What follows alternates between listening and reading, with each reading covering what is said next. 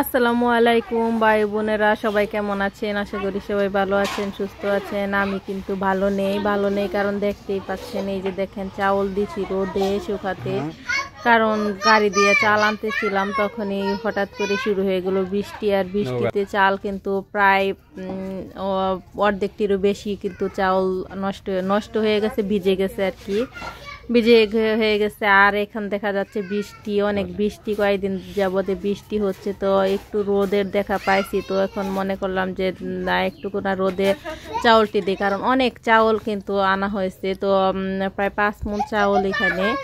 তো 5 মণ চাউল তো আর মানে চারটিখানি কথা না যে একদিনে খেয়ে ফেলা যাবে বা কয়েকদিনে খেয়ে ফেলা যাবে, তেমনও কথা না। কিন্তু আমরা তো সদস্য সংখ্যা কম, আমরা সদস্য সংখ্যা 3 জন বাসায়, তো এতগুলা চাল খেয়ে খাওয়া যাবে না মোটেও। তো চাউল কিন্তু অধিকাংশ চাউল কিন্তু ভিজে গেছে, তো খুব চিন্তায় আছি তো চাউলগুলা নিয়ে কি করব। তো চাউল ভিজে গেছে, এখন কি করা যায় বলেন? যারা যদি কারো জানা থাকে কিভাবে সংরক্ষণ করা যাবে তা অবশ্যই কমেন্টের মাধ্যমে জানাবেন। তো এখানে দেখেন চাউল দিয়েছিলাম রোদে, তো এখন দেখা যাচ্ছে মেঘলা আকাশ, বারবার চাউল রোদে আনি, আবার দেখা গেছে যে ঘরের ভিতরে নিতে হয়, এইরকমই চলছে। তো মনটা খুবই খারাপ যে এতগুলা চাউল আনলাম কিন্তু চাউলগুলা ভিজে গেল।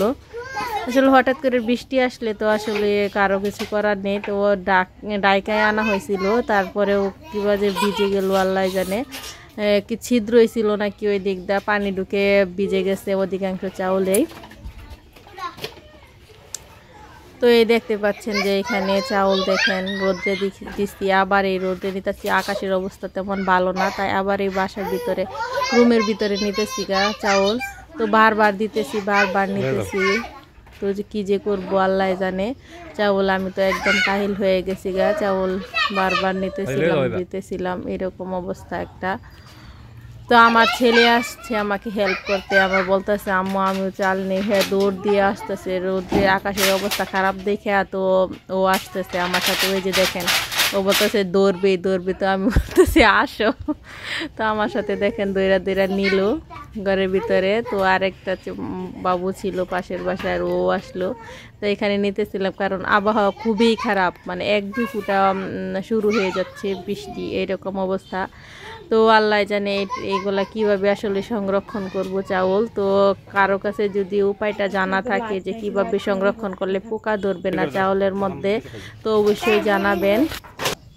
আর আমাদের ভিডিওগুলা কেমন লাগে অবশ্যই কমেন্টের মাধ্যমে জানাবেন। তো সবাই ভালো থাকবেন, সুস্থ থাকবেন।